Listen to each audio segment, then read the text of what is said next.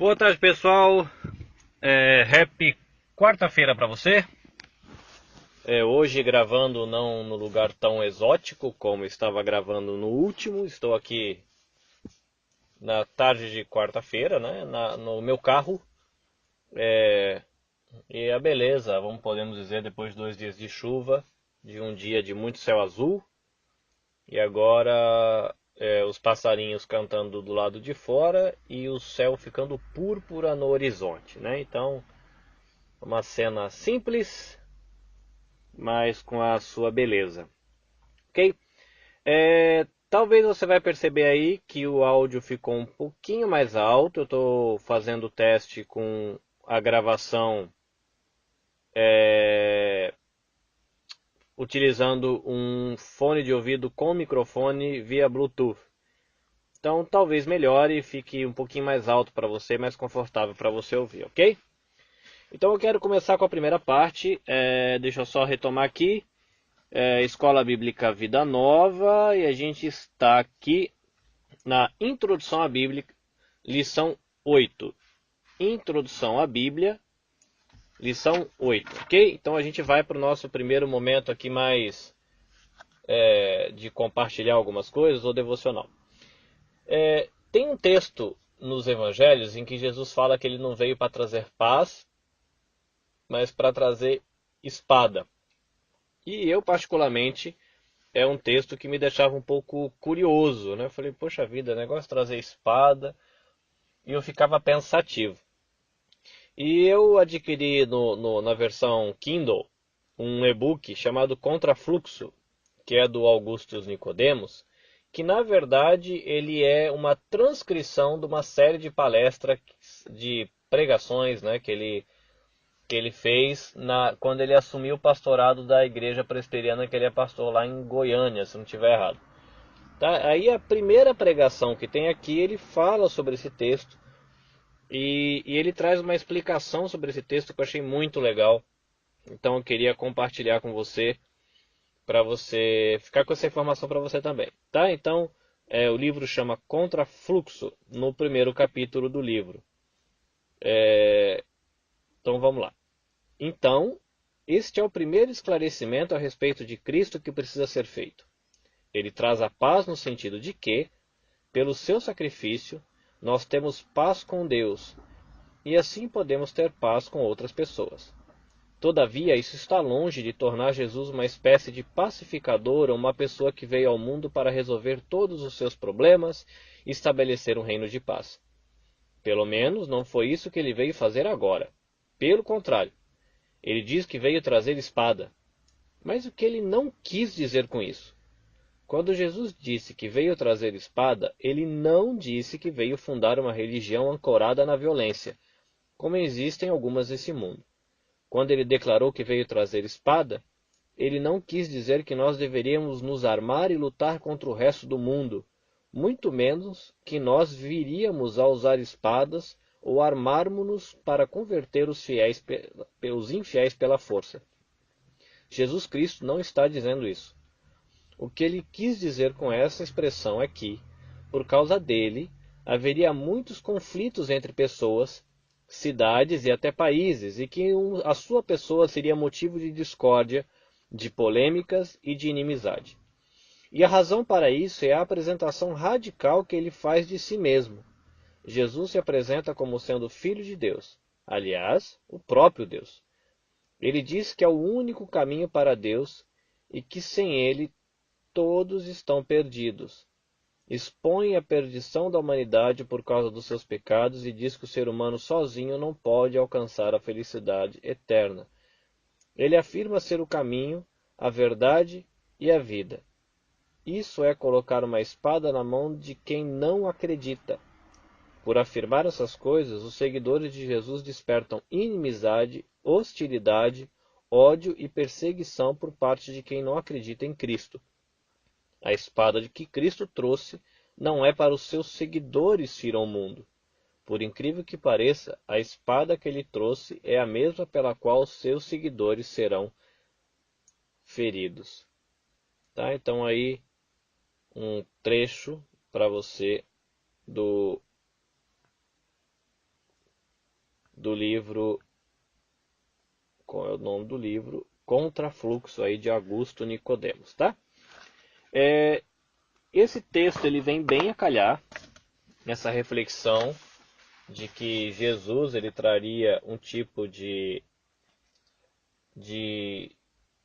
hostilidade, porque o capítulo que a gente vai tratar, que é controvérsias em torno da Bíblia, ele vai tocar um pouco no tema de hostilidade e de uma posição um pouco contrária por conta de Jesus, a crença nas Escrituras, basicamente. Tá? Então, algumas palavras aqui antes de eu fazer algum comentário sobre o conteúdo da lição 8 em si. Primeiro que eu me coloco junto com você na posição de estudante, tá? Por que eu estou dizendo isso? Você vai ser apresentado nessa lição alguns assuntos, alguns temas e alguns termos que podem explodir a sua cabeça, porque talvez seja novidade para você e coisa que você vai ter que parar, perguntar para o tio Google o que ele acha e buscar informação para tentar entender o que o autor está dizendo. Porque ele vai falar um pouco de ciência, arqueologia, filosofia, história, manuscritos, datas da história bíblica, datação científica. Então muita coisa pode ser nova para você, ou você vai trazer à memória algumas coisas que você ouviu na escola há muito tempo e lembra de ter ouvido, mas não faz ideia do que ele está falando. Então você vai ter que ir com calma, porque algumas coisas podem ser novas e vai dar aquela expandida no seu conhecimento que vai deixar você aí talvez algum tempo pensando sobre o que você leu. Ou pode ser que seja alguma coisa que você já ouviu, só que está tão escondido na cachola que você vai gastar um pouquinho de energia puxando esse fio. E aí, por que eu estou dizendo que eu me coloco junto com você na posição de estudante? Porque para muitas coisas que o autor vai tratar nesse texto, eu sou apenas um estudante, tá? Então, eu sabia que existia essas discussões, ou que existiam essas discussões, mas eu não tenho uma posição sobre a discussão, tá? Então ele vai falar sobre algumas coisas a respeito da data em que o livro do profeta Daniel foi escrito, por exemplo. Eu já sabia que existia discussão sobre datas de livros da Bíblia, mas eu não tenho uma posição para defender se o livro foi escrito um pouco depois ou um pouco antes, tá? Então, eu sou solidário aí com você, estamos aprendendo juntos, tá? Então, eu vou fazer alguns comentários aqui para tentar só facilitar o caminho para você, mas deixar bem claro para você de que eu não sou nenhum mestre nesses assuntos, tá? Eu também conheci esses assuntos no seminário, já ouvi algumas aulas, alguns podcasts a respeito desses assuntos, o que me permite às vezes comentar alguma coisa, mas não é que eu domino o assunto ou tenho assim, algum tipo de autoridade para falar sobre isso, tá? Então a gente vai ficar na autoridade do professor, da apostilinha e com a minha contribuição aqui como um parceiro seu nos estudos, tá bom? Então vamos lá, e lembrando que esse capítulo é uma introdução a alguns temas, tá? Para algumas coisas que ele fala aqui, você consegue livros inteiros de 400 páginas só para tratar de um negócio que ele tratou em uma página. Então encara tudo isso como uma introdução, tá bom? Que vai ficar bom para você. Aí ele vai começar falando aí, controvérsias em torno da Bíblia. Então ele vai ressaltar que a Bíblia é um livro importante, mas é também um livro estranho e também é um livro antigo. Tá? Por conta dele ser importante é que a gente dedica tempo estudando. Ele é estranho por conta de que ele fala algumas coisas que não dizem respeito à realidade natural, né? A Bíblia fala de vida após morte, a Bíblia fala de espírito, de espíritos imundos, de regeneração, de salvação. É estranho porque ele trata dessas coisas que estão fora da nossa realidade natural, que a gente chama de mundo espiritual. E olhando, né, o comentário que o livro faz, já é olhando de um ponto de vista cristão. Então, são coisas que a gente só vai entender na Bíblia quando a gente nascer de novo, Jesus der um novo coração para a gente, tá? E ele também é um livro antigo, né? Ele fala aí em que período o livro foi escrito, época do ferro, época do Império Romano, a Idade do Bronze. Então essas coisas você pode procurar aí no tio Google, para você saber de que períodos ele está falando, mas a ideia é de que a Bíblia foi escrita há bastante tempo atrás.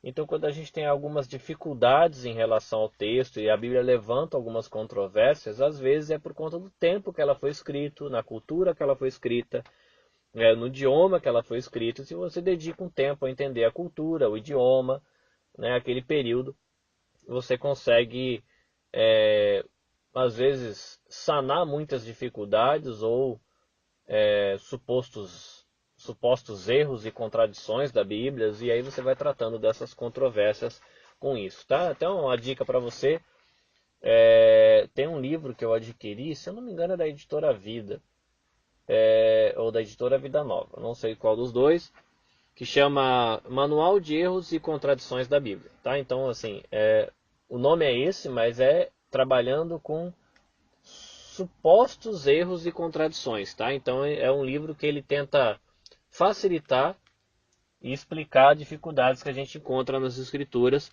e que às vezes a gente tem como um erro ou uma contradição dentro da palavra, tá? Então ele vai trabalhar aí nesse texto aqui, agora voltando para o livro, a partir da página 86, considerando que a Bíblia é um livro importante, mas ao mesmo tempo é estranho e antigo aos olhos do mundo, né? Então ele vai tratar aí dos milagres, ele vai tratar das profecias e ele vai tratar de contradições, tá?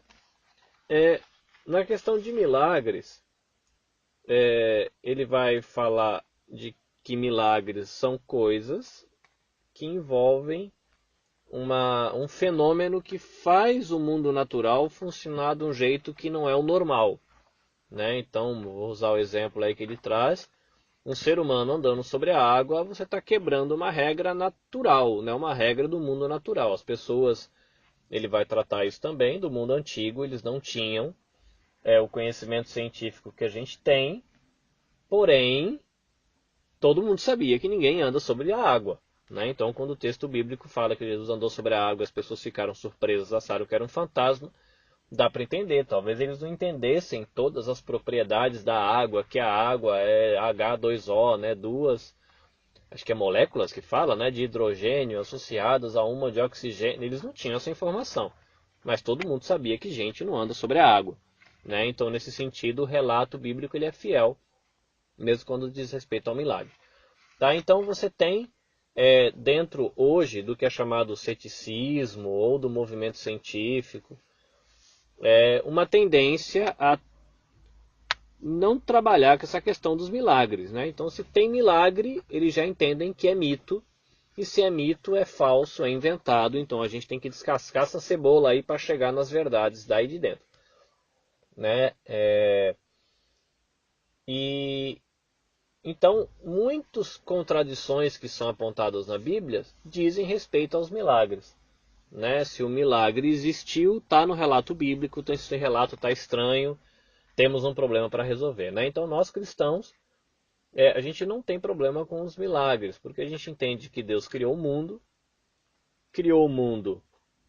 com leis naturais, mas ele como criador, aquele que projetou o mundo, ele pode intervir no funcionamento dessas leis naturais quando ele achar necessário. Tá? Então a gente cristão, a gente não tem problema com os milagres, mas o texto ele vai tratar de problemas que os críticos apontam em relação aos milagres. E ele vai citar o nome de um cara que é David Hume, se não me engano, que é a pronúncia do nome dele. Ele é um filósofo, tá? Então, se você quiser saber um pouquinho mais sobre ele, eu perguntei para o tio Google, e o tio Google traz até a fotinha dele, tá bom? Isso aí está na página 86. A partir da página 88, ele vai falar sobre profecias. E ele vai tratar do cumprimento das profecias do Antigo Testamento. Tá? Então, quando você levanta a controvérsia sobre a confiabilidade da Bíblia, se é um livro realmente importante, se fala de Deus ou não, as profecias que se cumpriram são um ótimo fator para trazer segurança e um argumento importante quando você vai tratar da origem divina das Escrituras. Tá? Então, só que aí, qual que é o problema? Os críticos, quando você tem uma profecia que se cumpriu, eles argumentam de que a gente acha que se cumpriu, mas na verdade aquilo é uma alteração. As pessoas escreveram aquilo naquele livro depois que se cumpriu, escreveram como se fosse se cumprir ainda, então a gente, depois de muito tempo, a gente lê hoje e acha que é uma profecia. Tá? E aí o estudo ele vai tratar especificamente de algumas profecias do caso de Daniel, ele vai dedicar um tempo ali, que é para servir como exemplo para a gente de como uma profecia pode se cumprir, como a crítica levanta questionamentos sobre a datação dessa profecia e como existe possibilidade de você rebater essa crítica e defender, vamos colocar assim, o texto bíblico mostrando que ele é confiável em relação às suas profecias, tá bom? Isso aí é o que ele vai falar um pouco disso, ou ele vai falar muito mais que isso, né? Na verdade, no trecho que ele dedica às profecias do Velho Testamento, ele vai dedicar as profecias do Novo Testamento, ele vai falar um pouco também.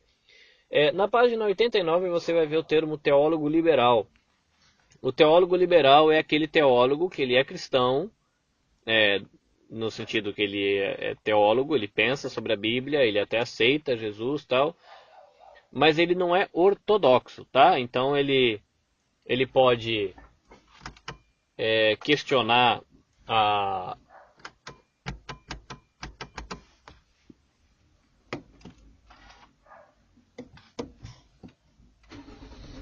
ele pode questionar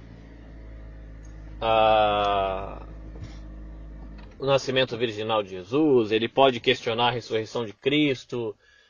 Alguns não aceitam milagres, dizem que a narrativa da criação é um mito. Então o teólogo liberal ele é livre nesse sentido. Então ele vai longe com muita coisa, tá bom?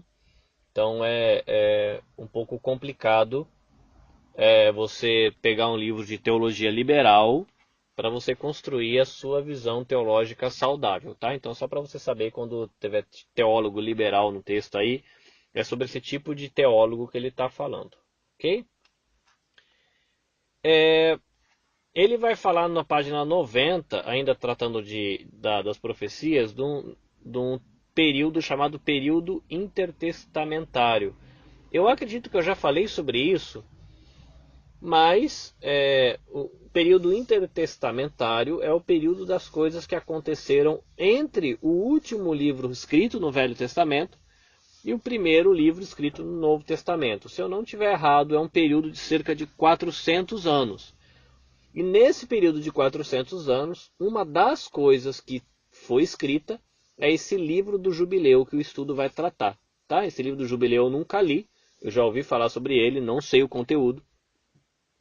Mas é um livro, nesse sentido ele não é um livro bíblico, canônico, mas ele é um livro que ajuda os historiadores a construir o que aconteceu nesses 400 anos que tem aí no meio, o que as pessoas pensavam, criam. Tá? Então é disso que ele está falando. Tá? O livro do Jubileu não é nenhum livro bíblico, nem algum livro citado na Bíblia, mas é um livro desse período intertestamentário. Ele vai falar na página 91 de supostas contradições, tá? E aí ele vai tratar, por exemplo, da palavra de que Judas ele foi enforcar-se, né? E como é que você harmoniza o texto, né? Por que um diz uma coisa, a narrativa diz outra, né? Que é a maneira de você harmonizar os relatos. É igual quando você tem alguma coisa em Marcos, tem esse mesmo evento tem em Mateus, e você lê tem algumas diferenças, né? Aqui tem um cego, lá tem dois. Como é que você harmoniza isso? Isso é uma contradição bíblica ou são relatos que trazem detalhes diferentes, né? Então a gente sempre vai, né? A gente, o cristão que tem compromisso com as escrituras, e ainda que ele pare para pensar nessas coisas, tá? Ele não ignora, ele para pensar sobre isso, mas ele sempre busca harmonizar, né? Então ele traz um argumento de harmonização. O crítico ele traz um argumento dizendo que é uma contradição mesmo, por isso que a gente não pode confiar na Bíblia, né? Então a gente, por ser estudante da Bíblia, a gente não nega de que existem palavras, trechos, livros que são complicados para entender, mas a gente vai de que a Bíblia está falando a verdade e vai por isso trabalhando aí com essas dificuldades de maneira saudável, tá? Ele traz o nome de um cara chamado John Halley, que ele fez uma pesquisa das publicações do Críticos Moderno. Eu tentei procurar no Google para ver quem é esse John Halley. Só que John é um nome comum, Halley também, veio um monte de John Halley. Então eu não sei exatamente de quem ele está falando, se é algum cientista, se é algum escritor ou pesquisador cristão ou algum pesquisador não cristão, tá? Então a citação está aí, mas eu não faço ideia quem é John Halley, tá? Então se você por acaso souber quem é ou encontrar essa informação, compartilha com a gente aí, mas eu não faço ideia quem é esse cidadão, tá bom? Bíblia e ciência. Outro tema que você vai encontrar livros e muitas palestras falando sobre isso. Especificamente sobre o livro de Gênesis. Eu estou tentando lembrar o nome do cientista cristão que dá palestra na editora Fiel. Eu não vou lembrar, mas tem um cientista, ele é um físico cristão, então ele crê, né? Não, ele não crê ele é cientista, ele é físico, mas ele não crê no evolucionismo do jeito que a gente, que é a história do macaco virando gente. Ele crê no microevolucionismo, né? De que é adaptações dentro da mesma espécie. E ele tem livros escritos sobre criacionismo. E ele tem também várias palestras sobre ciências na Conferência Fiel de Jovens. Então, se por acaso, até o final do estudo, eu não conseguir lembrar o nome do cidadão, você procura lá no site da Conferência Fiel e você... Adalto Lourenço. Pronto, lembrei o nome do cidadão. Professor ou cientista ou pastor, que acho que ele não é pastor. Adalto Lourenço, ele é um físico brasileiro e que escreve livros aí em relação ao criacionismo, tá? Ele é adepto de uma linha de pensamento do que é chamado Terra Nova. O que é isso? Terra Nova, o Adalto Lourenço, ele compartilha da opinião de que a Bíblia, de que o mundo foi criado há pouco tempo, né? Pois se você considerando o que os cientistas dizem de bilhões e bilhões, milhões de anos, mas de que o universo ele é novo nesse sentido, ele é jovem, mas criado com características de um universo antigo.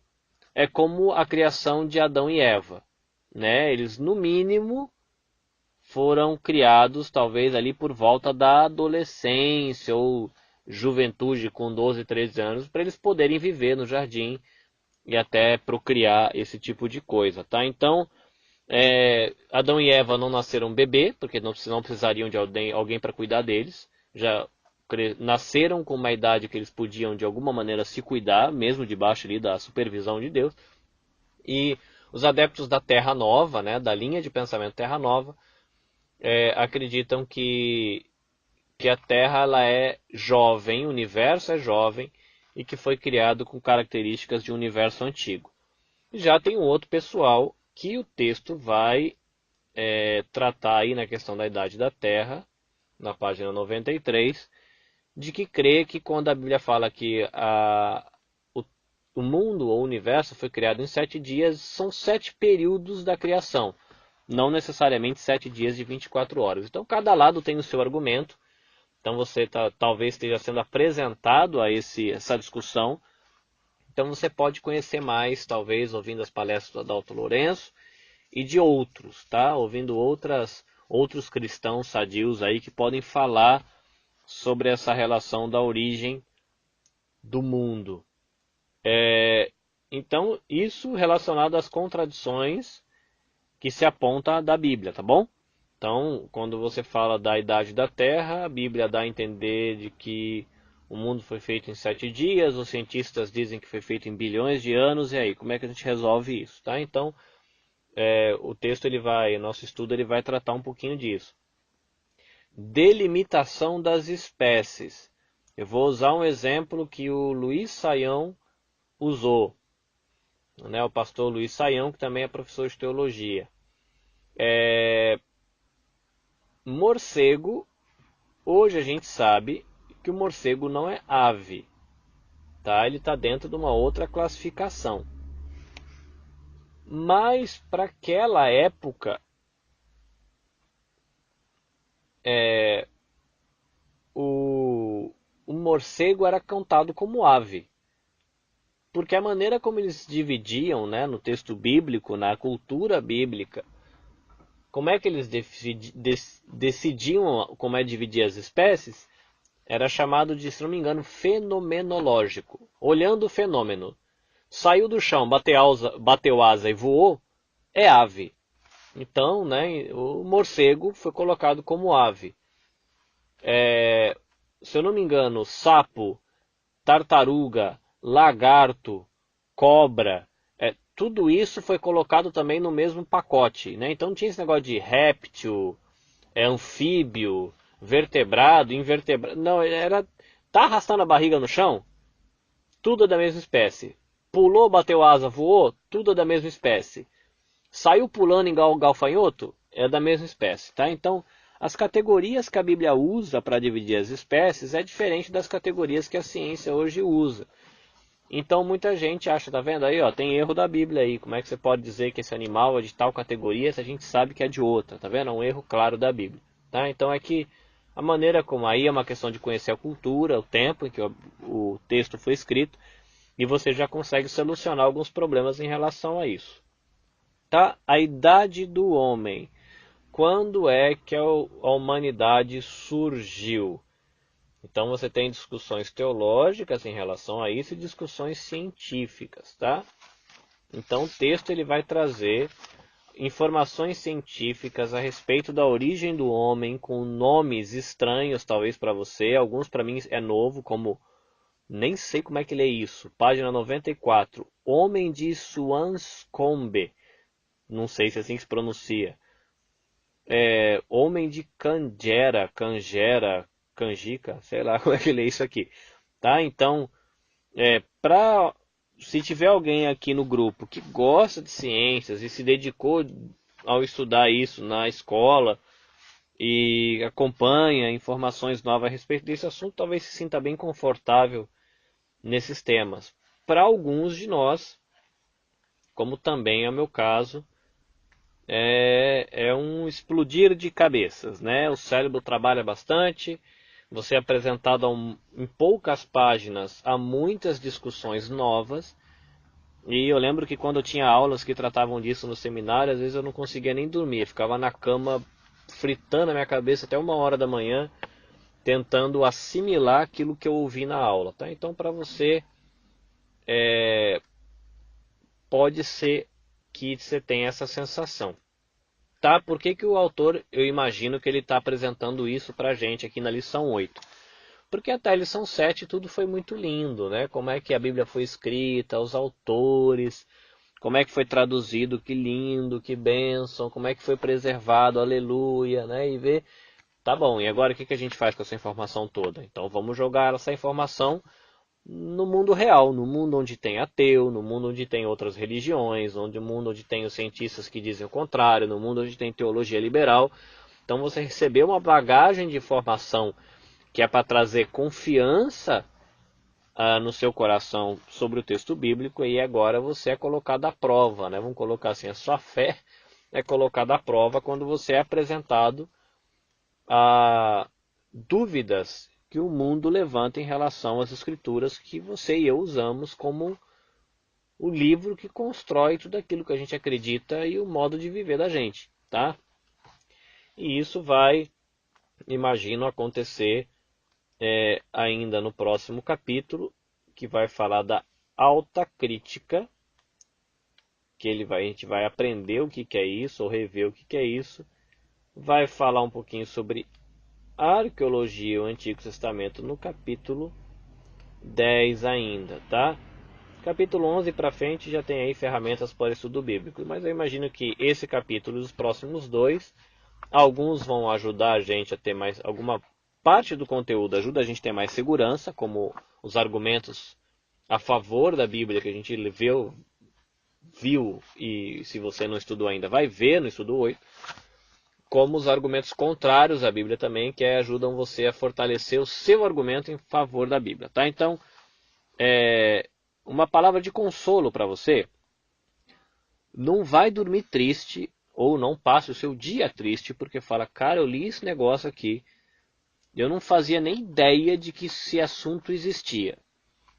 Quanto mais eu tenho uma opinião sobre isso, tá? Então, não durma triste, porque você vai ser apresentado a um monte de coisa que muitas vezes você só vai depois conseguir construir uma opinião sobre esse assunto em leituras que de repente você vai fazer muito lá depois, né? Tem coisas que eu estou começando a construir opinião agora de assuntos que eu vi no seminário há 5 anos atrás, tá? Então é um processo, tá? O importante é que você saiba que essas discussões existem e de que a nossa fé ela não é tola, né? De que existe uma defesa saudável, e mesmo com os avanços da ciência, da arqueologia e de tantos outros temas, as escrituras elas continuam sendo confiáveis para a gente, tá bom?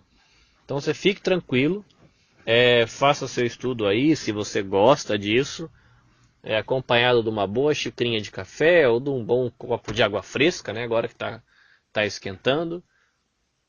Falando em água fresca e ambientes agradáveis, eu estou aqui agora, né? Já escureceu, o céu não está mais púrpura e a lua já está sorrindo para mim. Eu não sei dizer se é uma lua crescente ou uma lua minguante, mas tem uma estrela bonitinha aqui, talvez seja aquela estrela d'alva, né? Aquela que a primeira aparece e depois a última que some, que se eu não me engano não é nem estrela, se não me engano é um planeta, mas são só curiosidades que não tem muita relação com o nosso tudo.